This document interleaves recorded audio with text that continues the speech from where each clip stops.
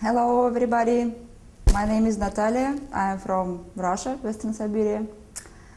I have been studying English for 3 years, but still have challenge that need to be reminded, and I would like to share them with you.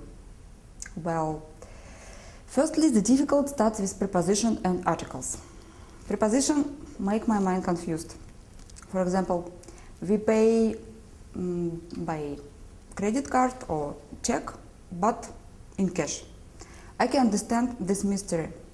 On the other hand, articles in the English language have too many rules. Secondly, it's the perfect usage of tenses. Quite frankly, I can understand how to form these tenses when applicable. But when I have to speak, the usage slips my mind. When I say something, I automatically use simple forms of the present and past tenses. The conclusion is that tenses are the biggest challenge for me. If I overpowered them, the first two difficulties would disappear. We all hear the expression think in English. But this is only possible when we completely isolate ourselves from others.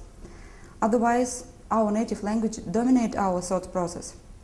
But despite all the obstacles, I'm sure that if I remain persistent, I would speak English with confidently and clarity. Thank you for your attention and good luck.